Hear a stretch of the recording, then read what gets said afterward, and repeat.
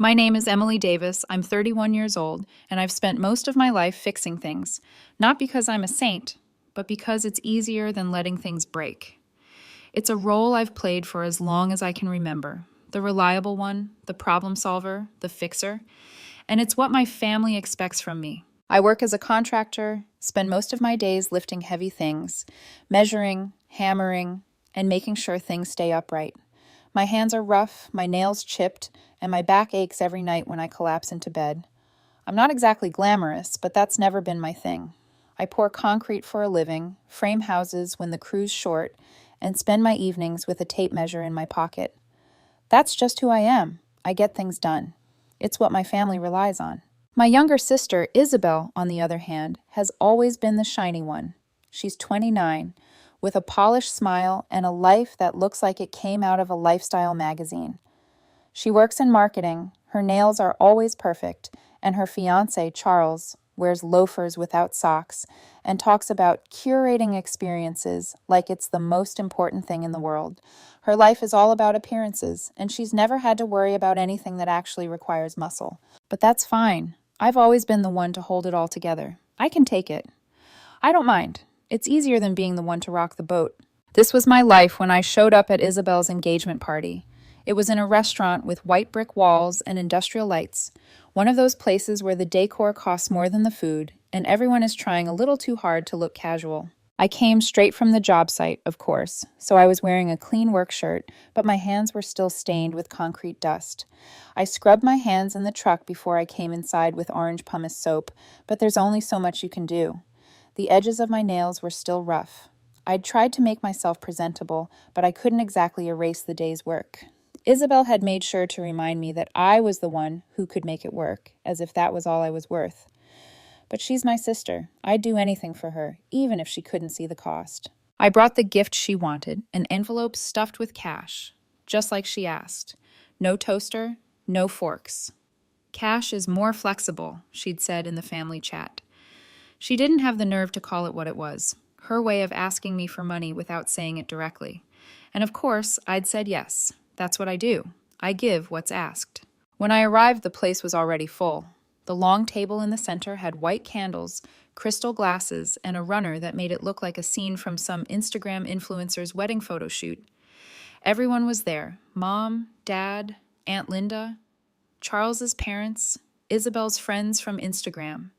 It was the family table, and everyone else had been assigned seats somewhere out of sight. Isabel saw me and flashed a smile. It was the kind of smile you give someone when you've practiced it in front of a mirror, a little too wide, a little too bright. She stood up, smoothed her dress, and walked halfway to me. She gave me a hug that didn't quite touch, just a brief exchange of air. "Hey, Emily," she said, like it was the first time she'd seen me in years. "Hey," I said, holding up the envelope. "Congrats." She took it, but barely. 2 fingers, like the card was something that could dirty her nails. She glanced over my shoulder toward the hostess, then at the table. My seat wasn't at the long table. There was no place for me there. Instead, she pointed toward the back of the room. "Sorry, this table's for family," she said, smiling like it was a joke. But there was something in her eyes that made it clear it wasn't. Her eyes darted around, as if making sure everyone was watching, but no one said anything. Not Charles, not anyone. I followed her finger toward the back of the room, past the bar, past the bathrooms. There, near a service door, was a fold-out chair, next to a trash can with a swinging lid. No plate, just a napkin and a fork wrapped in paper, resting on the chair like an afterthought. A laugh erupted from the table behind me, quiet at first, but it spread. It was a ripple of amusement, almost like they were waiting for me to laugh too. I didn't. The sound of the chair scraping against the concrete floor was louder than I expected. A few heads turned, but then they quickly looked away, pretending like nothing was wrong. I sat. I had no choice. It was my seat now. From my corner, I could see Isabel's profile at the head of the table. Her perfect hair swung when she laughed. Her napkin pressed to her lips like she was trying to hide something. I didn't feel the sting right away, but it was there, buried under the surface like a slow burn. I took a breath, the kind you take when you're crawling under a house, trying to ignore the weight above you. I stared at the trash can, at the little fingerprints on the metal lid, and I thought about how long I had been carrying everyone else's weight, how long I had been the one to step up when no one else would. Charles's voice broke through my thoughts, loud and obnoxious. "We figured you'd want somewhere quiet, Emily. You know, since you get off work late." Mom didn't look at me. She just poured herself some water and said, "He's fine." But I wasn't fine. Not this time. I took a deep breath, the one I always take when I know something is breaking. It was just easier to stay quiet, easier to pretend it didn't matter. As the night dragged on, the laughter from the main table felt like it was happening a lifetime away. At first, I tried to smile through it. I tried to pretend the chair didn't feel like a punishment, that the trash can wasn't a subtle jab at everything I had done for this family.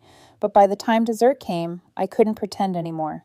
The waiter made his rounds, passing plates of cake, the last course of the night. It was a slow, agonizing crawl toward the inevitable. When the tray finally reached my end of the room, Charles's mother leaned in, whispering something to the server. The waiter glanced over at me, looked at the cake, then back to me, before moving the tray on. It wasn't a mistake, it wasn't an accident. The plate passed me twice, once by and again on its way back, but it never stopped. It wasn't just the cake, it was everything else. The way they all pretended like I wasn't there, like I was invisible. My hands clenched around the napkin in my lap, the edges crinkling in the silence. I could feel my chest tightening, but I didn't let it show. No one cared. Not here, not at this table. When the waiter finally came back to my chair, I could see the discomfort in his eyes. He looked at me, then at the empty seat at the main table, and back to me again. His voice was soft, apologetic. "I'm sorry about the seating," he said under his breath. "They told us to put you here." I didn't respond. Instead, I just nodded and adjusted the napkin on my lap, pretending like nothing was wrong. But I was tired. Tired of being the one who always cleaned up after everyone else. Tired of being the one who picked up the pieces when no one else wanted to. And I knew deep down this wasn't just about a seat. It was about everything. The cash I'd given Isabel, the endless favors I'd done for her, for the family, the countless times I had swallowed my pride to avoid a fight. That's when I noticed something else. The bill. The presenter had arrived, and the manager was talking to Charles. I couldn't hear what they were saying, but I knew it was coming. Charles raised his glass, his voice loud and confident. "Okay, team," he said, tapping his knife to his glass like it was some sort of rallying cry. "We've arranged the check a special way." He made eye contact with me from across the room. "Everyone just chip in and we'll take care of it, yeah?" The waiter stepped forward, holding a small folder with the bill inside. His eyes flickered nervously between me and the table. I looked at the bill and felt the weight of it on my shoulders. $4,800. I swallowed hard, the taste of metal in my mouth. It felt like a final blow, not just for the night, but for everything I had done for them over the years. The endless loans, the favors, the unpaid debts, and this was the price of it all. "Not my table," I said, the words coming out before I could stop them. I didn't even recognize the sound of my own voice. The room went silent. No one spoke, not even Charles. Everyone's eyes were on me, the laughter from earlier turning into a heavy, uncomfortable quiet. I didn't move, just stared at the waiter as he held the folder in his hands, unsure of what to do. The moment stretched long, longer than it should have, and then Charles laughed. It was forced, brittle. "Relax, Emily," he said. "It's all in fun." But it wasn't fun, not for me. I wasn't the one who was having a good time here. I wasn't the one who was being treated like the butt of a joke. The anger that had been bubbling inside me for years finally boiled over, and for once, I didn't apologize. I stood up slowly, the scrape of the chair against the floor louder than I intended.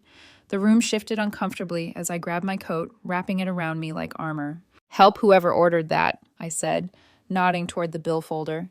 "I'm not on that table's check. I'm on this one." I patted the scarred concrete next to my fold-out chair, the same chair that had been shoved into the corner, ignored, and dismissed. The laughter from earlier was replaced with murmurs of confusion, but no one came to my defense. Not even Isabel. The waiter's eyes softened with pity. He didn't say anything more, just turned and walked away. When I left, the door clicked behind me. I stepped out into the cold air and breathed in deeply, feeling something shift inside me. For the first time, I felt light. It wasn't a bad feeling. It was freeing. The weight that had been pressing down on me for so long finally lifted. I looked down at my phone. A few texts from Isabel had already started piling up. I didn't bother opening them. Instead, I hit the family group chat and typed the only two words that felt right. I'm done. The silence in the aftermath of my departure from the engagement party lingered, but it wasn't the comforting kind. It was the kind of silence that weighs on your chest, pressing down, suffocating. I walked away from the restaurant with nothing but my coat wrapped tightly around me, the cold wind biting at my skin. I had to remind myself to breathe, deep, even breaths, to shake off the sting of what had just happened. But no matter how much I tried to pretend like it didn't matter, the truth gnawed at me. I was done. Done with being the invisible one. Done with the constant expectations. Done with pretending that everything was fine when it was clearly anything but. When I got home, the house felt too quiet. Not the peaceful kind of quiet either. The kind that makes you feel like there's something you're avoiding. My phone buzzed on the counter. Isabel, then my parents, then a few cousins and aunts, all frantic messages, all variations of the same thing. What happened? I didn't reply immediately. Instead, I stared at the messages, each one more frantic than the last, and I felt an unfamiliar wave of calm wash over me. I had expected guilt, shame, or even regret, but instead I felt nothing. It was a relief I didn't think I'd find. Then came the final text from Isabel. You owe me. That was the moment I knew I was done. I walked over to the kitchen table and pulled out the spreadsheet, the one I had painstakingly kept track of for the past few years. Every favor, every dollar, every sacrifice. I knew my family never really saw what I did for them. They never understood the work I put in, the hours spent helping them out, covering their bills, lending my car when their insurance didn't cover theirs, the money I had lent Isabel for rent, the times I'd covered their groceries, the endless repairs I'd done around the house, all those small, seemingly insignificant things that together amounted to a mountain of unpaid debt, emotional and financial. The numbers were there, stark and real, lined up like cold facts. $5,000 for a family emergency, $2,000 to cover the loan for a car I didn't even get to drive, countless other expenses I had taken on, knowing deep down they'd never be paid back. But it was always family, right? Family helps family. Except it wasn't just family. It was a constant transaction. It was never about love or support. It was about obligation, about duty. I pulled the laptop closer and typed a message to the family group chat. It wasn't long, but it was to the point. Here's the list of everything I've done for you. Here's everything I've paid, covered, and given. Do not ask me for anything again. I didn't wait for replies. I knew they'd come, but I was done waiting. Done being the one who always cleaned up the mess, the one who was always expected to fix things. I stood up, walking over to the window to watch the night settle around me. The lights of the city were distant, muffled by the weight of everything I had been holding in for far too long. It wasn't until the next morning that I got the first response. A voicemail from my mom, full of tears and pleading. Emily, please, we need to talk. Your sister, she's... I didn't listen to the rest. I deleted it immediately. Isabel was next. I didn't mean it. Your family. Please don't do this. Her words stung, but not the way they used to. There was no longer a shred of guilt in my chest. I thought of all the times I had apologized, all the times I had put myself last, all the times I had convinced myself that I had to make things work, even when it meant sacrificing myself in the process. And for what? So they could continue walking all over me? So they could continue taking without ever giving anything back? Not anymore. The day passed slowly, but I kept busy. I went to the gym, did some errands, worked on a few freelance projects that had been sitting on my desk for far too long. Everything felt different. Lighter, even. That night I received a package. I didn't know who it was from until I opened the envelope. Inside was the same spreadsheet I had sent to the family group chat, only this time it was from Isabel. She had written her own list, a list of things I had taken from her over the years. A list of unpaid debts, a list of Christmas gifts she claimed she had given me, a list of every time I had borrowed her car and not returned it.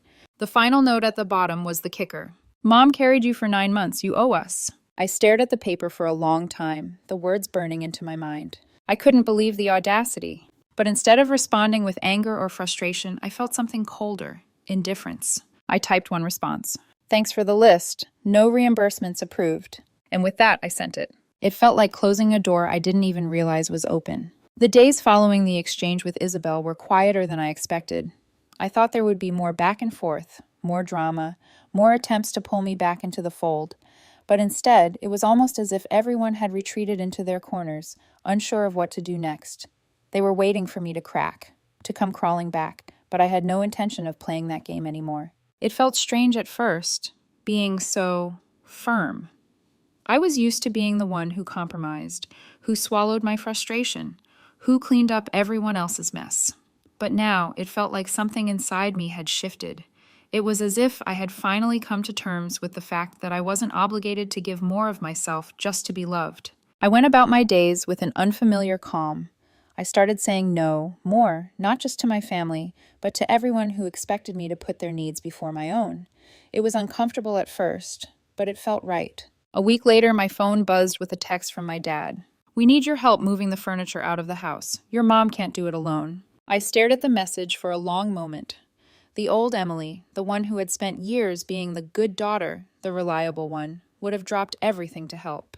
She would have shown up, no questions asked, and carried boxes and furniture like she had for years. But that wasn't me anymore. I took a deep breath and typed my response. "Hire movers." The reply came almost immediately. "We can't afford movers. Please, Emily, don't make this harder than it needs to be." I leaned back in my chair, the weight of his words hanging in the air. He wasn't asking, he was pleading. But this time I didn't feel guilty. This wasn't about me being selfish, it was about me setting a boundary I had failed to set for years.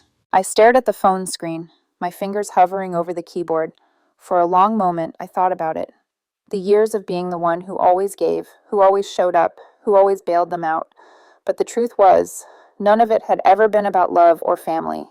It had been about expectations, about me filling a role they had placed on me without asking if it was something I wanted. Finally, I typed, "You made your choice a long time ago. I'm not coming. Not for this." I didn't wait for a response. I turned off my phone and walked away from the table, taking a moment to breathe in the quiet. Later that evening, I received a voicemail from Mom. Her voice cracked halfway through, and I could hear the tension in her tone as she said, "We raised you better than this, Emily. You know how much your dad and I have done for you. This is what family does." It was the same line I'd heard 100 times before, but this time it didn't sting. I didn't feel the need to explain myself. I didn't feel the pressure to give in. Instead, I smiled softly and deleted the voicemail. The following morning, I woke up to a text from Isabel. She was the last person I expected to hear from. "You need to talk to Mom and Dad. This isn't how things should end. It's not what family does." The message left a sour taste in my mouth. Isabel still didn't get it. She still didn't understand that I wasn't just walking away from them. I was walking away from the role they had forced me into. I didn't reply. Days passed without much interaction. My family had quieted down, retreating into their own worlds, probably hoping I would cave in. But I wasn't about to. Then came the call I knew was coming. "Dad," his voice low and frustrated, saying, "You need to be here. We need help with the house." The desperation in his voice was clear, but there was something else, something that felt like he was trying to guilt me into doing what they wanted. I didn't hesitate. "You made your choice. I'm not coming." I hung up before he could respond. The weeks that followed were strange, and honestly, they were the most peaceful I'd felt in a long time. Without the constant pull of family drama, without the expectations hanging over me, I found myself rediscovering parts of myself I had lost in the chaos. I began working more, focusing on my own growth. I even started taking small trips by myself, something I hadn't done in years. I felt freer than I had ever felt before. Then, one afternoon, a package arrived at my door. It was small, neatly wrapped in plain brown paper. My first instinct was to ignore it, but curiosity won out, and I opened it. Inside was a letter, handwritten in Isabel's familiar, flowing script. "I know you don't want to hear this, but I need you to know I was wrong. I don't know when I became someone who just took from you. I'm sorry for everything, for all the times I didn't appreciate you, for all the times I made you feel like you owed us. I get it now. I'm sorry." There was no mention of money or anything she'd expected from me, just a raw, simple apology. I sat with the letter for a long time, letting the words sink in. It was everything I had wanted to hear, but part of me still felt distant. Part of me felt like this apology came too late. But then another message popped up. "Mom and Dad are selling the house. They need you. Please come back." I sighed and put my phone down. They were still in the same cycle, still trying to pull me back into their world. But this time, I wasn't going to get sucked in. I deleted the message. I didn't need to be the one to fix everything anymore. I had done my part. It was 2 weeks later that I received a call from my boss. He asked if I wanted to take a lead position on a new project. The opportunity felt like the right step, and for the first time in a long time, I felt like I was making a decision for myself. Not because I had to, not because someone else expected me to, but because it was the right thing for me. I took the position, feeling something solid under my feet. Later that evening, I sat in front of my computer, scrolling through old photos of my family. Moments from before everything became so complicated. I thought about the years I had spent bending over backward for them, always trying to be the person they wanted me to be.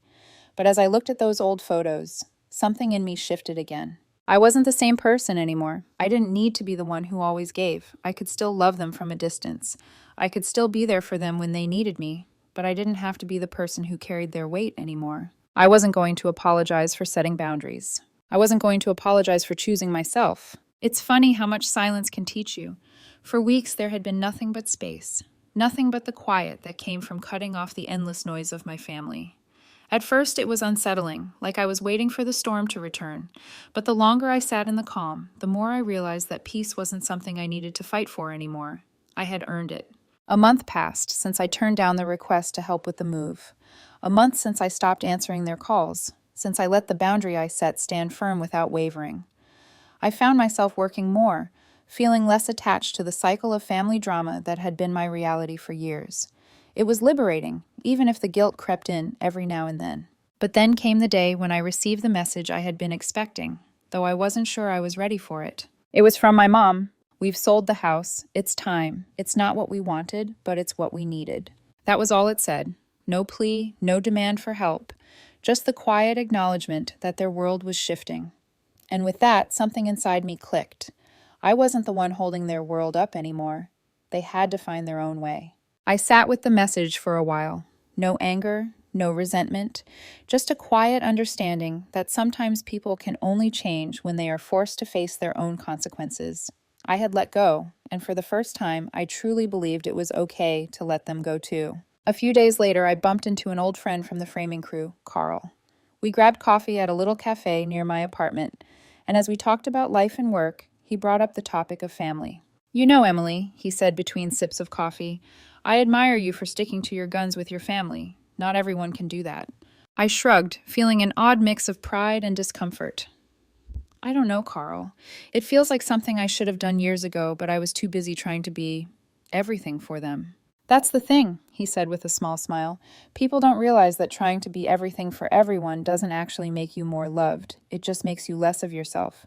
You're doing the right thing. Boundaries are important." His words hit me harder than I expected. I had never looked at it that way, but it was true. The more I had bent for them, the less of me was left. And now that I had drawn the line, I felt more myself than I had in years. More capable, more whole. I thanked Carl, and as I left the cafe, something deep inside me shifted again. I didn't need their approval. I didn't need to be the one they relied on for everything. I wasn't their savior. I was Emily. Just Emily. And that was enough. A few more weeks passed, and then I received another message, this time from Isabel. "I'm sorry for everything. I know you think I'm selfish, but I don't know how to fix it. I just want to make things right between us. Can we talk?" It was a direct message this time, no longer a public family plea.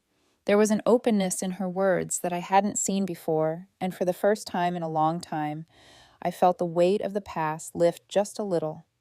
She wasn't demanding anything from me. She was just asking. I sat down at my desk, reading the message over and over. The decision to reply was harder than I expected. Part of me wanted to ignore it, just let the silence continue. But another part of me wondered if I was finally ready to close the door, not with anger or bitterness, but with understanding. I typed out my reply slowly. "I think we both need time to figure things out, but I'm willing to talk." I hit send before I could second guess myself. It felt like the first step toward healing, not just for me, but for us. The next week we met in person. Isabel looked different, more vulnerable, more open than I remembered. It was strange, but I felt a shift in the air as we sat across from each other, no longer playing roles. "I don't know when I became the person who took from you," she said quietly, her voice cracking. "I didn't realize how much you were carrying, Emily, and I'm sorry for that. I'm sorry for all the times I asked you to carry me." The words were heavy, but they were the ones I had been waiting to hear for years. I didn't feel the old urge to take care of her, to make her feel better, to fix things. I just listened. I let her speak her truth. And when she was done, I told her mine. "I didn't know how to stop," I said, my voice soft but firm. "I didn't know how to stop being the one who fixed everything, because that's who I thought I was supposed to be. But I can't keep doing it. I can't keep bending until I break. I need you to understand that." She nodded, tears pooling in her eyes. "I do. I really do." The rest of that conversation was quieter, more measured. We talked, really talked, for the first time in years. Not about money, not about who owed who what, but about what it meant to be family, what it truly meant. It wasn't about sacrifices or transactions. It was about respect, love, and boundaries. And for the first time in a long time, I felt like I was finally seen, not as the person who always showed up, but as Emily. I left that meeting feeling something I hadn't felt in years: peace. It wasn't a resolution, but it was a start, a real start. Maybe we weren't fixed, but maybe we didn't need to be. We just needed to learn how to be honest with each other, to stop pretending that we could go on playing roles that didn't serve anyone. The next time I saw my parents, they didn't ask for anything. They didn't demand my time or money. They didn't try to manipulate me with guilt. And for the first time, I didn't feel the need to fix their problems either. I saw them for who they were, imperfect, just like me. Mom hugged me tightly before I left, and for the first time in a long time, there was no tension, no expectations, just a quiet understanding between us. As the months passed, I found myself doing something I hadn't done in years: living for me. It wasn't easy, but it was freeing. I started saying yes to the things that mattered, things I had pushed aside for so long. I took up painting again. I traveled more. I started running in the mornings, just because it felt good. And most importantly, I stopped worrying about their approval. Family is everything, they had always said. But now I knew the truth. Family is people who respect you, who value you for who you are, not just what you can do for them. And that realization gave me more freedom than I had ever known. As I stood in front of my apartment window one evening, watching the city lights flicker, I realized that the hardest thing I had ever done was also the best thing I had ever done. I had finally set myself free.